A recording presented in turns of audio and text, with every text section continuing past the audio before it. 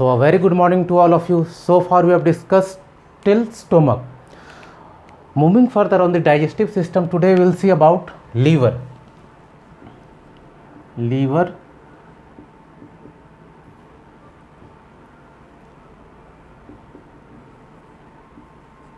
that is called yakrit in Hindi. What is the main function of liver in the digestive system? Liver का हमारे digestive system में कौन कौन सा function है? First of all functions,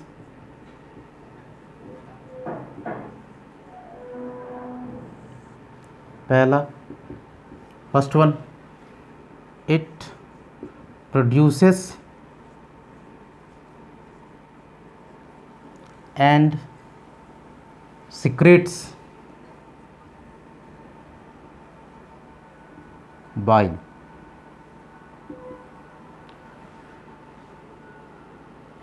Secretes means Shravan,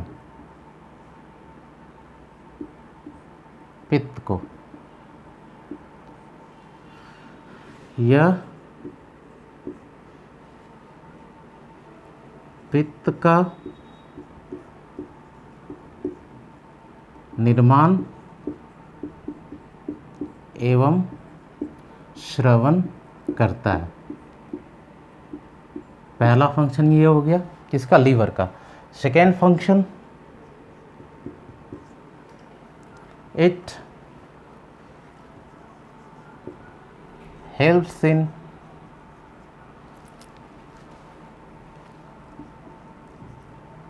metabolism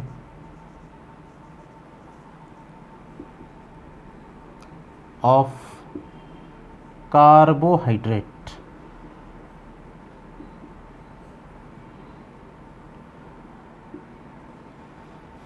carbohydrate के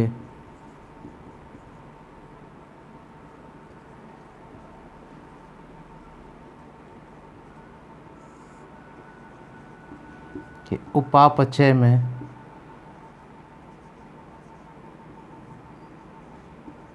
मदद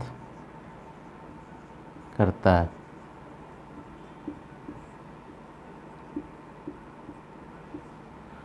carbohydrate का उपापचय मीन्स हम अगर हमारे बॉडी में एक्स्ट्रा ग्लूकोज हो जाए, जिसे हम लोग कार्बोहाइड्रेट बोलते हैं, तो उसके metabolism means what? Break down into small molecules, उनके छोटे खंडों में अलग करना या तोड़ना, दिस इज कॉल्ड मेटाबॉलिज्म। अगर हम मेटाबॉलिज्म कहीं लिखते हैं और उपापचय लिखते हैं, दो प्रोसेस होता है, मेटाबॉलिज्म एंड कैटाबॉलिज्म, या निर्माण करना और तोड़ना छोटे छोटे खंडों में। तो कार्बोहाइड्रेट के मेटाबॉलिज्म में दोनों होता है, निर्माण भी होता है और मतलब फॉर्मेशन भी होता है और ब्रेकडाउन भी होता है। तो ये कौन करता है? लीवर का ये फंक्शन है कार्बोहाइड्रेट के मेटाबॉलिज्म में। कैसे हम देखते हैं, सेक्शन देखते हैं। जैसे अगर हमारे बॉडी में एक्स्ट्रा ग्लूकोज हो जाए, अगर हमारे बॉडी में एक्स्ट्रा ग्लूकोज हो जाए, ग्लूकोज कंटेनिंग सब्सटेंस को अगर हम कंज्यूम करते हैं, तो हमारे बॉडी में अगर कंज्यूम नहीं हो पाता है तो वो हमारा क्या हो जाता है? एक्स्ट्रा ग्लूकोज हो जाएगा। इस एक्स्ट्रा ग्लूकोज को जब हमारे बॉडी में हो जाता है तो लीवर में ये स्टोर हो जाता है, लीवर में स्टोर हो जाता है, या फिर लीवर स्टोर्स, संग्रहित कर लेता है लीवर, यकृत संग्रहित कर लेता है।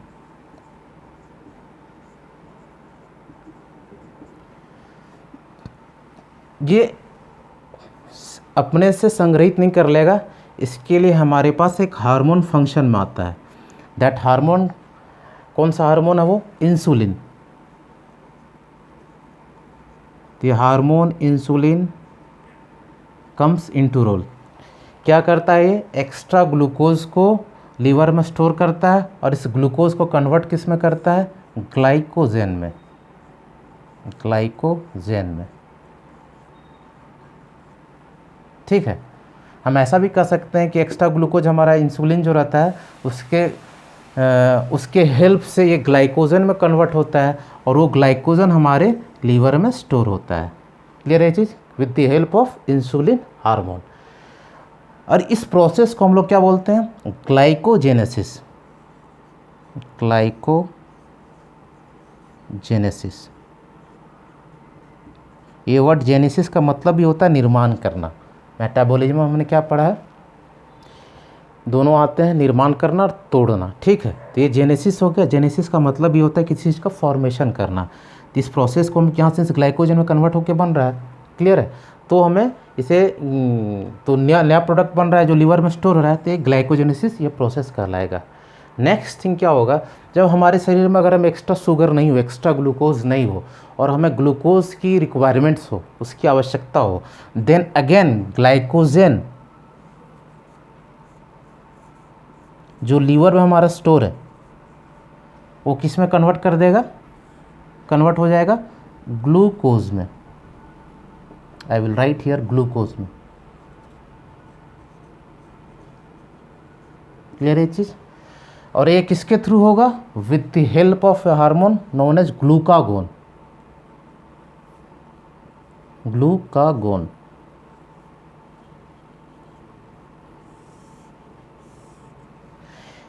ये हमारा इंसुलिन आया और एक ग्लूकागोन आया, ये फंक्शन कर रहे हैं लीवर के अंदर, लीवर को स्टोरेज करने में, ग्लूकोज को ग्लाइकोजन कन्वर्ट करने में, और ये लीवर स्टोर कर लेता है। ये सिक्रीट कहाँ से होता है? इंसुलिन और ग्लूकागोन हम लोग आगे पढ़ेंगे। ये सिक्रीट होता है पेनक्रियाज से।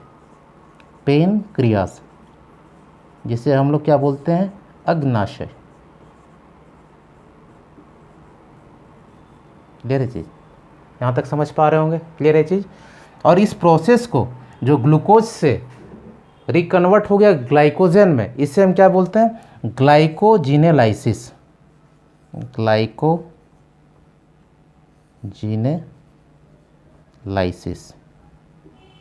क्लियर है चीज? लाइसिस में ब्रेकडाउन, मतलब वापस ये ग्लाइकोजन में आ गया। क्लियर चीज? लाइसिस का मतलब ये क्या होता है? ब्रेकडाउन। कहीं भी अगर आप लाइसिस वर्ड देखो, उसका मतलब ही होता है टूटना, और जेनेसिस का मतलब होता है फॉर्म होना। क्लियर है चीज़? तो यहाँ लाइसिस है, वापस जो ग्लाइकोजन है वो ग्लूकोज में आके कन्वर्ट हो जाएगा। ये हो गया हमारा second function, it helps in metabolism of carbohydrate. Next one क्या है? Third one,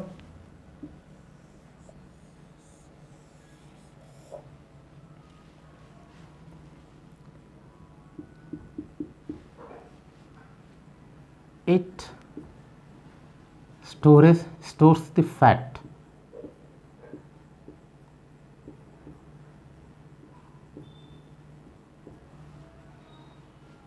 Some amount of fat, in fact we could write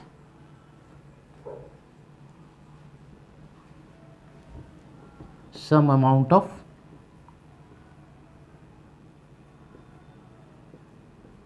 fat. ये कुछ मात्रा में वसा को संग्रहित करता है।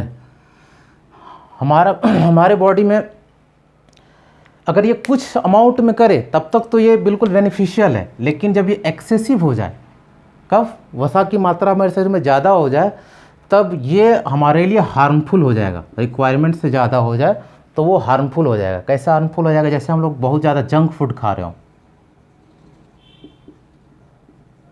या फिर बहुत ज़्यादा अल्कोहलिक हो, जो शराब का सेवन ज़्यादा करते हो। क्लियर है चीज़? उस कंडीशन में यहाँ पर लीवर में फैट स्टोरेज हो जाएगा, वो बहुत ज़्यादा हो जाएगा, और ये डायरेक्टली लीवर पे आ जाएगा। तो लीवर पे स्टोरेज यानी फैट आ जाएगा, तो कहीं ना कहीं ये लीवर को फंक्शन को जो बहुत मजबूती से कर रहा है उसको वीकेन कर देगा। It weakens the function of liver. Excessive fat, it weakens the proper function of liver. In fact, we could write like this: proper function of liver.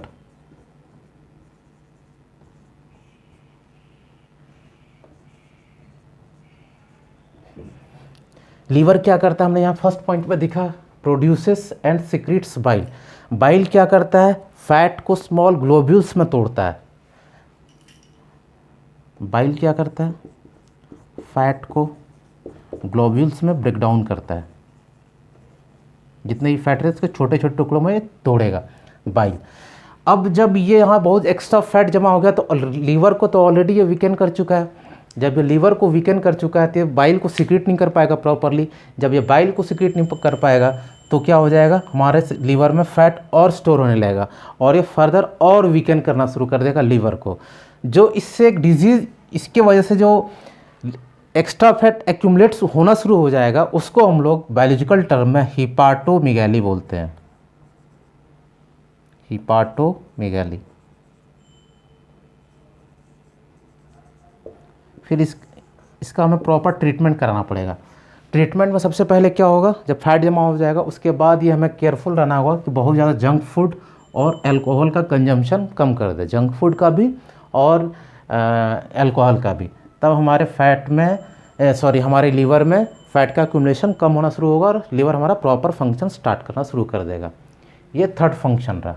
Fourth function क्या है,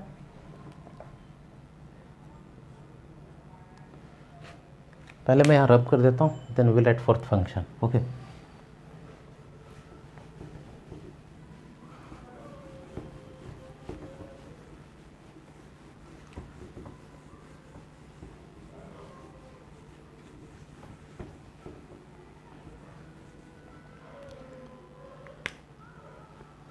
फोर्थ फंक्शन है हमारा deamination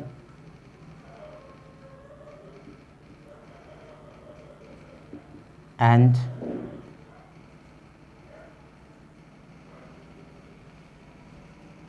formation of urea. Clear है, deamination and formation of urea. Deamination में क्या होता है, जब हमारे बॉडी में एक्स्ट्रा अमाइनो एसिड हो जाएगा, एक्स्ट्रा अमाइनो एसिड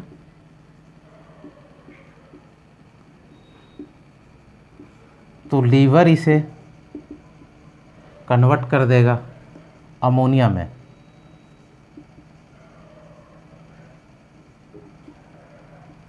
अमोनिया को NH3 लिखते हैं। क्लियर है, and again this ammonia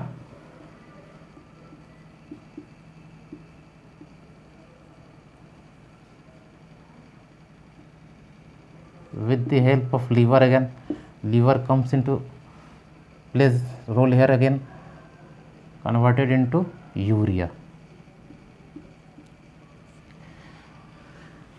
amino acid, first of all amino acid है तो क्यों कन्वर्ट करेगा, कोई भी नाइट्रोजन कंटेनिंग कंपाउंड हमारे बॉडी में है तो हमारे बॉडी के लिए वो इन जनरल हार्मफुल ही होता है।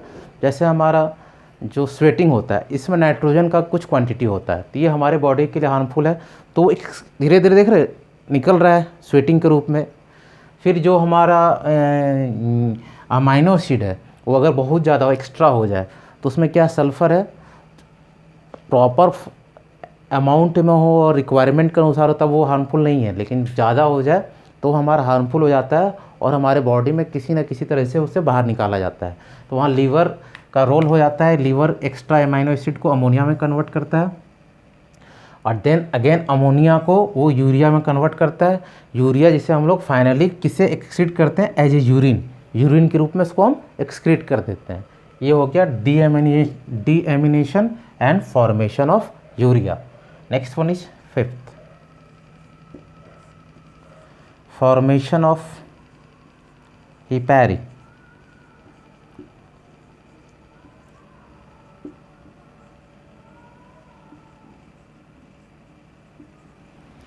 हिपैरिन क्या है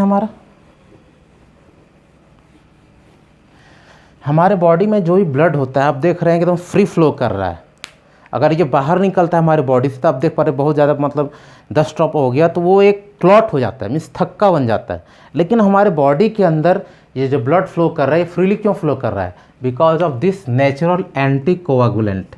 ये नेचुरल एंटी कोआगुलेंट है, natural anti coagulant.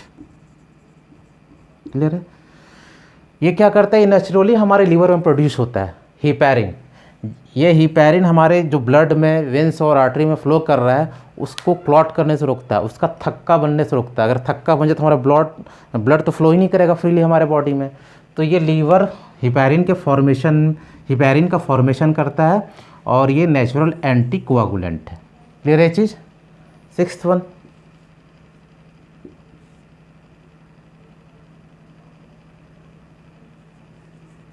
One second,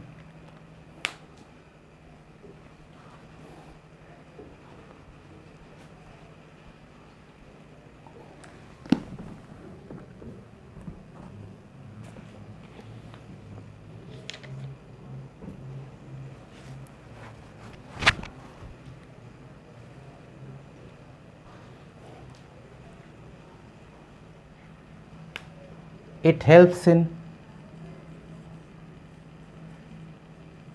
synthesis of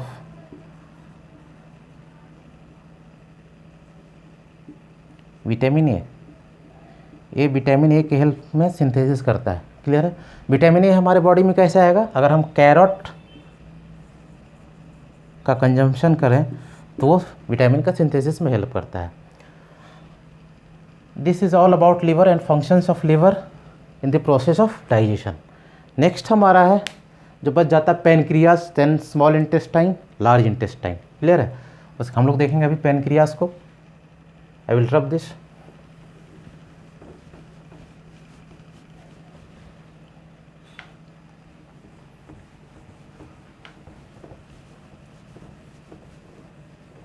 pancreas जिसे हम क्या बोलते हैं, अग्नाशय बोलते हैं।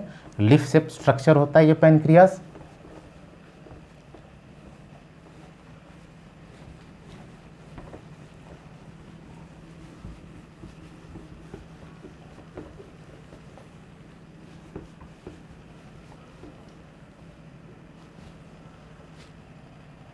Pancreas, next one.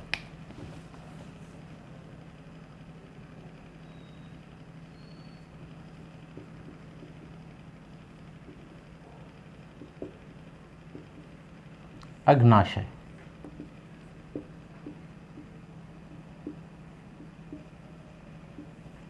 पहले इसके स्ट्रक्चर को देखेंगे कैसा होता है।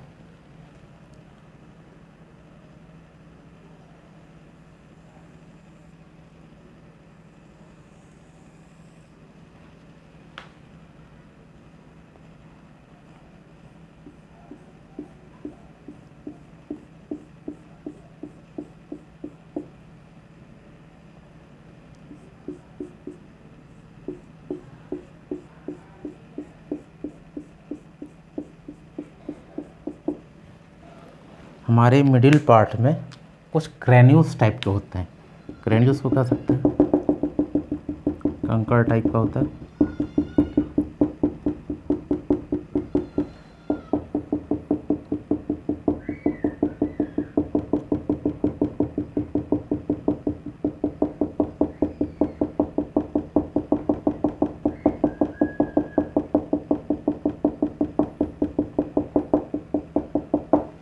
क्लियर है चीज़। ये हमारा ग्रेन्यूल्स हो गया। ये एक्चुअली पेनक्रियास दो पार्ट में होता है। पहला इसे हम इंडोक्राइन बोलते हैं, इंडोक्राइन।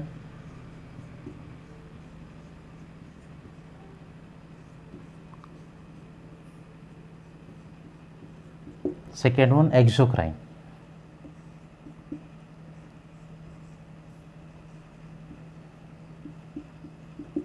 क्लियर है। Endocrine and exocrine. इंडोक्राइन को हिंदी में बोलते हैं अंतःस्रावी। इनफैक्ट इंडोक्राइन ग्लैंड, अंतःस्रावी ग्रंथि। पेनक्रियास हमारा ग्लैंड है जिसको हम लोग बोल रहे थे, जो डायरेक्टली डाइजेशन में रोल प्ले नहीं करता है, इनडायरेक्टली या फूड जो आता है वो डायरेक्टली ये पेनक्रियास के में पास नहीं होता है, इसको बाईपास कर देता है, इसके थ्रू नहीं होकर गुजरता है। ये ग्लैंड है तो सिक्रेट करेगा कोई जूस या फिर एंजाइम और हार्मोन। क्लियर है। तो इंडोक्राइन को हम लोग क्या बोलेंगे, अंतःस्रावी इन हिंदी, अंतःस्रावी।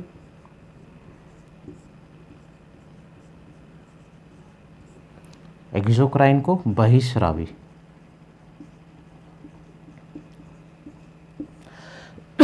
ये बहिस्रावी हो गया। जो इंडोक्राइन ग्लैंड है अंतःस्रावी ग्रंथि है वो पहला क्या करेगा, ये हार्मोन सिक्रीट करेगा, it secrete hormone.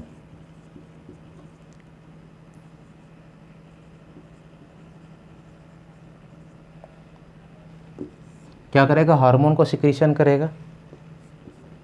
It is ductless.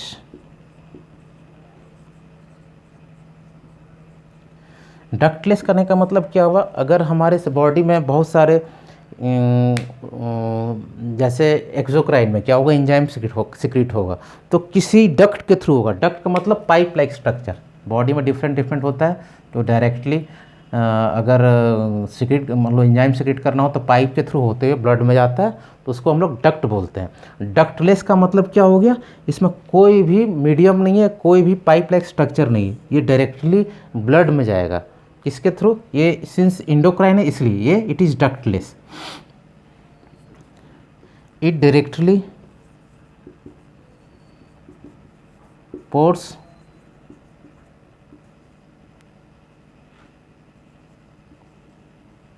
Hormones into blood, ये ब्लड में हार्मोन को डायरेक्टली गिराएगा। पोर का मतलब क्या हुआ, गिराना।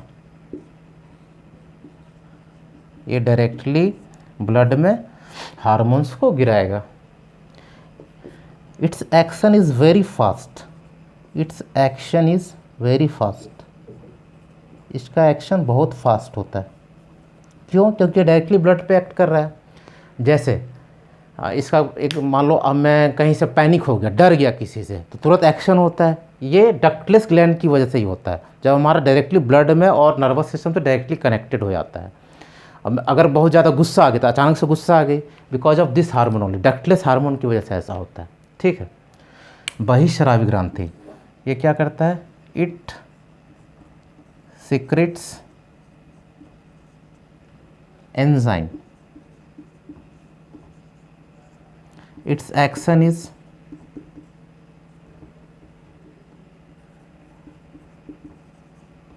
comparatively slow, comparatively very slow, very slow। इसका एक्शन तुलनात्मक रूप से बहुत स्लो होता है। कहने का मतलब ये हुआ, जैसे हमारे स्टोमक में, अमाशय में जो भी डाइजेशन हो रहा है अमाशय में, वो देख रहे 3 से 4 घंटे में डाइजेस्ट होता है। स्मॉल इंटेस्टाइन में जो डाइजेशन होता है बहुत स्लोली प्रोसेस में होता है। अगर हम कुछ खाना खाते हैं तो एंजाइम के एक्शन के थ्रू होता है, तो हम लोग एटलीस्ट 8 to 10 आवर्स के बाद एक्सक्रीट करते हैं, उसे हम मतलब बाहर निकालते हैं, बिकॉज ऑफ दिस, क्योंकि ये डक्ट के थ्रू जाता है हमारे सारे बॉडी ऑर्गन्स में। इसको हम बोलते हैं it secretes enzymes through duct, it secretes enzymes through duct. यहाँ तक क्लियर हो गया। ठीक है। तो ये दोनों में, एंडोक्राइन में और एक्सोक्राइन में, ये मेन चीज़ हो गया। अब हमारा जो एक और चीज़ लिख देता हूँ मैं, इट इज़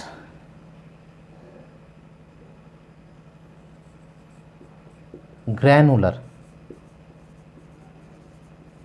ये हमारा इंडोक्राइन पार्ट हो गया, दिस वन जो आप देख रहे हो, ये हमारा इंडोक्राइन पार्ट हो गया, इंडोक्राइन पार्ट।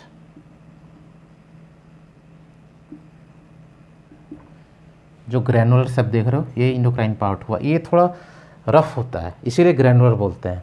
और जो ये आउटर पोजीशन पे जो देख रहे हैं, ये स्लिपरी होता है, और ये हमारा एक्सोक्राइन पार्ट होता है। This one is exocrine part, मतलब बहिःस्रावी, और ये अंतःस्रावी हो गया। ये दोनों में हो गया। बहिःस्रावी से एक हमारा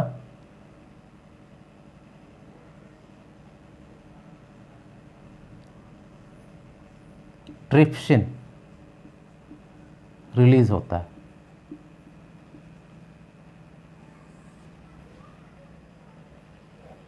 ट्रिप्सिन क्या है, एक एंजाइम है। स्ट्रक्चर को अब अगर आप विजुअलाइज कर पा रहे होगे, अगर मैंने यहाँ स्ट्रक्चर बनाया था, एक बार मैं यहाँ बना दे रहा हूँ, कैसे ये कनेक्टेड है पेन के, ये जो पाइप है, ये यहाँ से ट्रिप्सिन कैसे रिलीज़ हो रहा है। जैसे यहाँ पर था हमारा क्या, माउथ।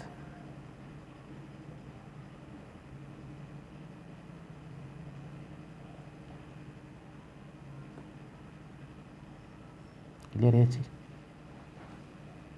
ये हमारा था ओइसोफेगस। यहाँ से हमारा क्या था, जे शेप्ड स्ट्रक्चर, बैक था। ठीक है, ये यहाँ आ गया। ये हमारा लीवर था। ओह सॉरी, लीवर था। लीवर के अंदर क्या था, गॉल ब्लाडर था।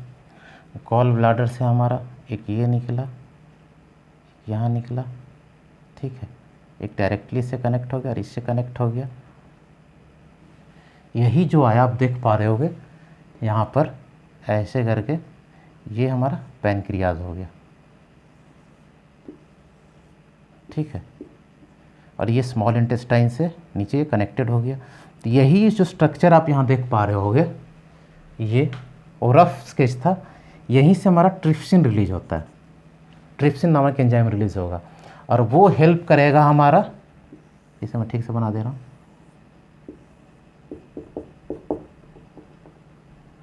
वो हेल्प करेगा हमारा किस में, हमने बताया था स्टोमक में 50% ऑफ प्रोटीन एंड फैट का डाइजेशन होता है। रिमेनिंग 50% फैट और प्रोटीन का डाइजेशन हमारा स्मॉल इंटेस्टाइन में होगा। किसके थ्रू होगा, ट्रिप्सिन के थ्रू होगा।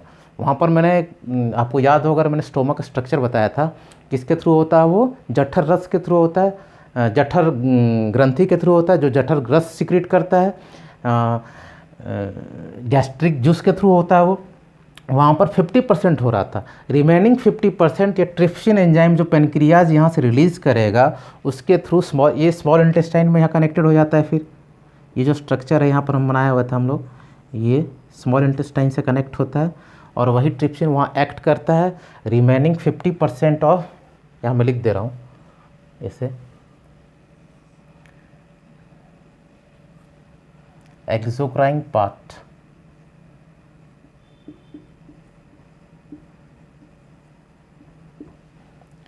releases trypsin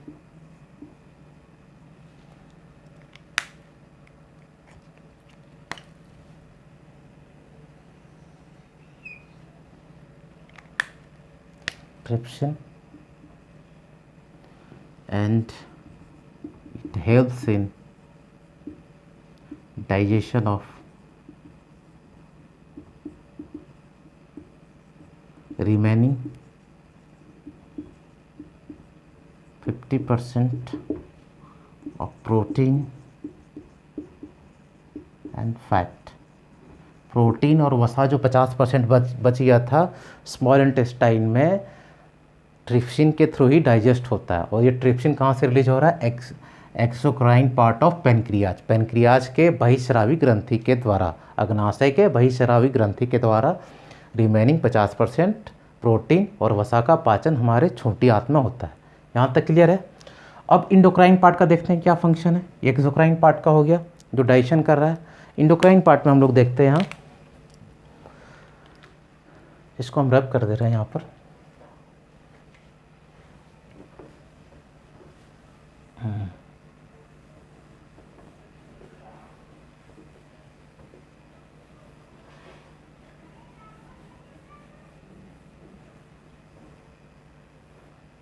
ये हो गया हमारा इंडोक्राइन पार्ट।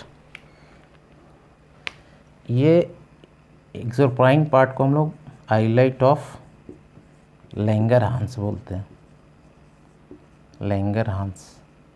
क्लियर है चीज़। इसे हिंदी में भी यही बोलते हैं, आइलेट ऑफ लैंगरहांस। इसमें 3 सेल होते हैं, पहला अल्फा सेल, दूसरा बीटा सेल, तीसरा गामा सेल। मैं यहाँ लिख भी दे रहा हूँ।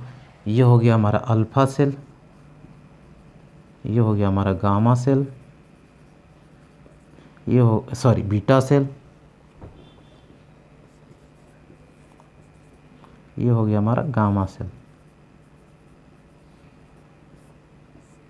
अल्फा सेल से इंसुलिन रिलीज होता है, इंसुलिन कन्वर्ट करता है ग्लूकोज को ग्लाइकोजन के रूप में,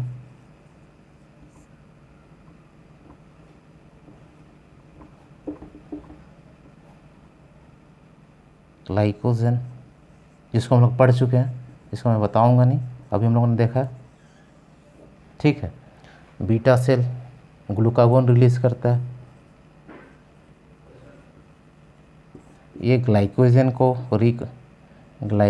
को वापस ग्लूकोज में कन्वर्ट कर देता है, ग्लूकोज अभी डिस्कस किया था, पेनक्रियाज में शायद डिस्कस किया था, या सॉरी लीवर में डिस्कस किया था इसको। Next one is gamma cell. Gamma cell actually एक हार्मोन रिलीज करता है सोमैटोस्टैटिन, सोमैटोस्टैटिन, क्लियर है। ये इनहिबिट करता है, it inhibits the secretion of, it inhibits the secretion of alpha cell and beta cell. Alpha cell और beta cell जब ये फंक्शन में आएगा, कौन, हमारा गामा सेल जो सोमैटोस्टैटिन नामक हार्मोन को रिलीज करता है, वो इनहिबिट करेगा function of alpha cell and beta cell. That means जब ये फंक्शन में रहेगा, ना तो इंसुलिन रिलीज होगा, ना तो ग्लूकागोन रिलीज होगा, तब ये ना तो ग्लूकोज ग्लाइकोजन में कन्वर्ट होगा, ना तो ग्लाइकोजन ग्लूकोज में कन्वर्ट होगा। कब, जब ये गामा सेल होगा। इनहिबिट्स क्या होता है, रोक देता है या स्टॉप करता है, क्लियर चीज़, ये पहला फंक्शन है, ठीक है। अब हमारे बॉडी में एक स्ट्रक्चर होता है, यहाँ तक क्लियर हो गया होगा, यहाँ मैं रब कर दे रहा हूँ।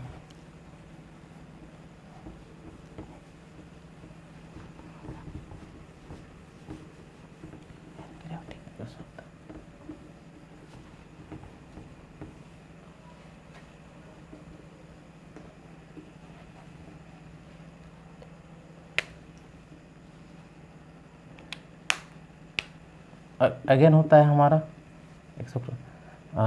पैनक्रियाटिक जूस होता है, पैनक्रियाटिक जूस, जैसे हम लोग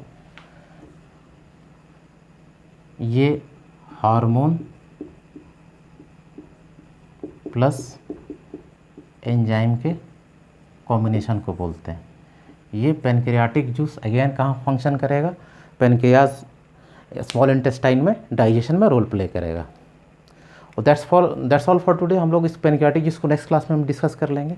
आज के लिए बस इतना ही, मिलते हैं नेक्स्ट क्लास में। Thank you.